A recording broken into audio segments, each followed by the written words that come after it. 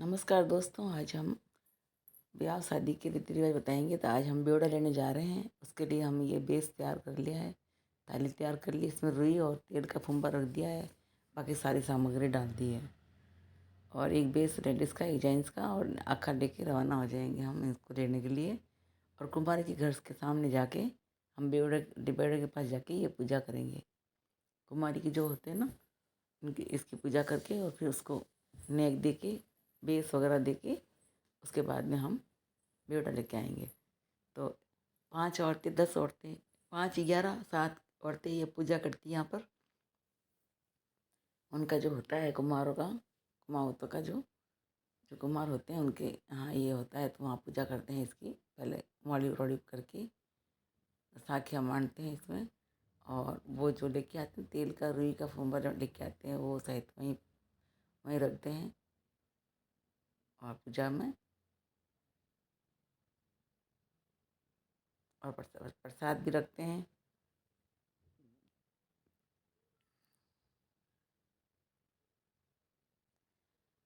और 5 औरतें या 7 औरतें या 11 औरतें का हाथ लगा के पूजा करवाते हैं। और सारी के सारी हाथ जोड़ती है, प्रार्थना करती है।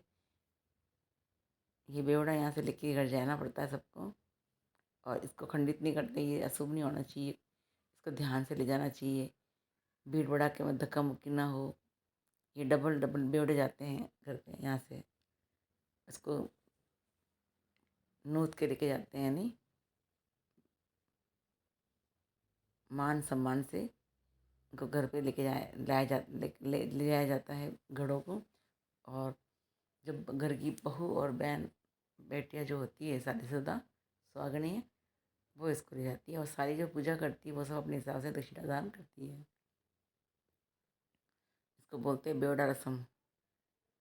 चाक भात की पूजा करते हैं सारी औरतें मिलके। चाक भात बोलते हैं ना, यही होता है हमारे चाक। चाक की पूजा करके फिर हम इसको सब घड़ों को एक एक टिक्की लगाएंगे। सारी महिलाओं के हाथों में मौड़ी बांधेंगे। और उसके बाद में सबके टिक्की लगाएंगे कुमकुम की। और सब तैयार होंगे और साइड में सब नाचते नाचते रहेंगे, गाते रहेंगे, गीत गाते हुए।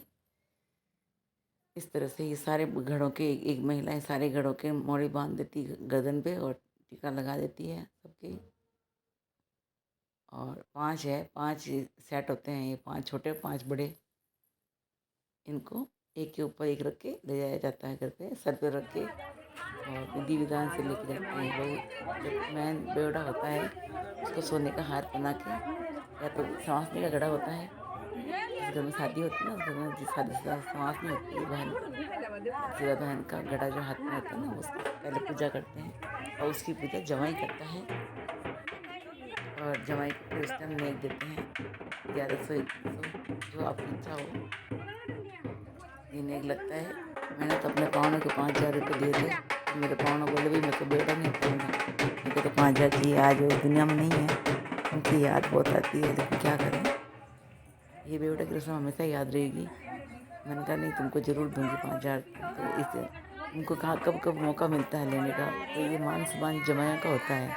कोई कोई तो अपमान कर लेते हैं जमाइयों का, थोड़े थोड़े भेदभाव करके, लेकिन नहीं करना चाहिए जमाई का।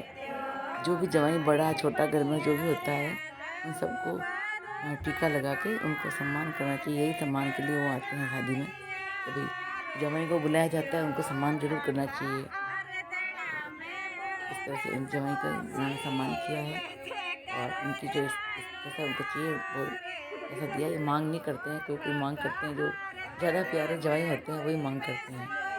ज़्यादा नटखट प्यारे और बहुत ही समझदार, मतलब वो सोचते हैं भी हमारा हक है, हम लेंगे। जैसे बहन गेट रोकती है बहू के लिए, मैं अपना हक लेके हटूँगी। साली जूते छिपाती है कि मेरा हक दो। तो वही ये नेक है जमाइयों का। तो सासू निकाल के उनको नेक देती है। उसके बाद में ये बेवड़ा उतार के अंदर रखेंगे, जब तक ये बाहर ही खड़े रहेंगे गेट पे। लेकिन मैं बेवड़ा जय भी नहीं करूँगा जब तक आप मुझे चाबी कम दोगे। तो पहले सासू ने जमाई के टीका लगाया, रोड़ी बांधी और उसको नेक दिया। उसके बाद में ये जमाई साहब अब अपने बेवड़े की पूजा करेंगे। और फिर बेवड़ा उतारेंगे, जब तक नहीं कर सकते। तो बात ये हुई है। जमाई जी को खुश करना चाहिए। ये सबसे बड़ा रस्म है शादी का। अगर आप इस तरह से मनाते हो तो जमाई का विशेष ध्यान रखें, उनकी आत्मा, उनके मान सम्मान को ठेस ना पहुंचाए। सबको यही कहती हूँ, उनके सम्मान मान सम्मान में ठेस। ये कोई एक ही रस्म होता है जो वो अपनी जिद करके ले सकते हैं, मांग के भी ले सकते हैं, तो बिना मांगे ही उनको खुश करना चाहिए जमाई को। बहुत जगह इस बात को लेकर झगड़े भी हो जाते हैं कि मान सम्मान नहीं करते हैं कोई। तो मैंने बहुत जगह देखा है और मैंने भी यही सीखा है कि जमाई का कभी भी मान सम्मान करना चाहिए। जमाई अगर आप 100-200 रुपये देते हैं, जमाई नाराज हो जाता है तो उसको राजी करना ज़रूरी है। हमारी जमाई भी नाराज़ हो गई थी, मुझे पता नहीं था कितना देना चाहिए, फिर मालूम पड़ा नहीं जमाई की ही मांग होती है। तो हमारे अशोक जी है, दुनिया में नहीं आज, लेकिन उनकी याद आज भी है। अब हम बेवड़ा अंदर लेके आगे रख दिया है और हम बेटी को विदा करेंगे। बेटी को विदा करने के बाद में जब ये दीपक लग रहा है, सारा काम हो जाएगा बेवड़ा लेने के बाद। और फिर दूसरी बार हम इसको, ये हम कपड़ा लेके जा रहे हैं बच्ची की शादी में, और ये हमारा बेवड़ा तक काम हो गया। अब हमारा काम शादी हो गई, बेटी को विदा कर दिया है।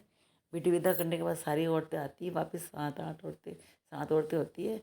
सब इनको हाथ, इनको सबको हिला के जाती है, हाथ में पूरी पूरी लड्डू ले लेती है, शादी का लड्डू होता है ना, वो लड्डू और पूरी लेके, और इन सबको हिला देती है, पार्टी को हिलाती है, थोड़ा पेपर को हटाती है, थोड़ा घड़े को जगह छुड़वाती है, क्योंकि माया जब बैठती है ना, माया इनको हटाना पड़ता है एक बार। लड़की की शादी तो हो गई, अब लड़के की शादी की दूसरी बार बेवड़ा लाया जाता है। तो ये रीति रिवाज है हमारे राजस्थान कल्चर में, और ये कठिन भी है और सरल भी है। अगर समझदार है तो सरल है, और कुछ नहीं जानते हैं तो कठिन है। तो मैंने इसका छोटा मोटा एक वीडियो बना के डाला है कि भाई किसी को समझ में ना आए ज़िंदगी में कि बेवड़ा कैसे लाते हैं, क्या लाते हैं। तो मैंने छोटी सी एक क्लिप बनाई है आपके लिए, तो आपकी सहायता है, काम आएगी अगले जनरेशन के लिए कि भाई ऐसे ऐसे पूजा करनी चाहिए। और भी बहुत सारे तो रीति रिवाज है, मैं आगे इनका वीडियो भी लेके ज़रूर आऊँगी। तो ये छोटा सा रस्म था, बेवड़ा का चाक बात बोलते हैं इसको, बेवड़ा बेवड़ा लेकर आने का। तो ये पूरा हुआ हमारा। सारी औरतें आके हाथ जोड़ती गजानन जी को, और ये पेपर खटाती है थोड़ा थोड़ा, और सारा एक दो सब चीज़ें हिला देते हैं।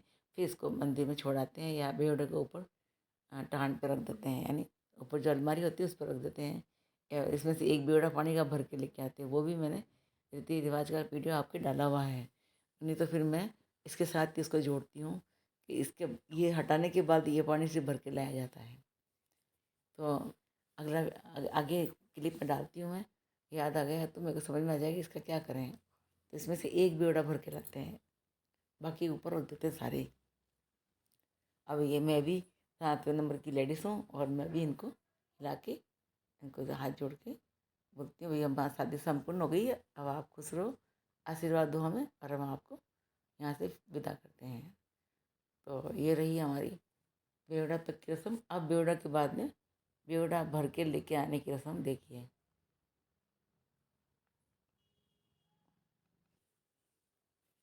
अब ये भाभी होती है जो ननद से पानी भर के मंगवाती है बाहर कुएं से, और उसी नए बेवड़े शादी होने के बाद जब बेटी को विदा कर लेते हैं उसके बाद में ये रस्म होती है।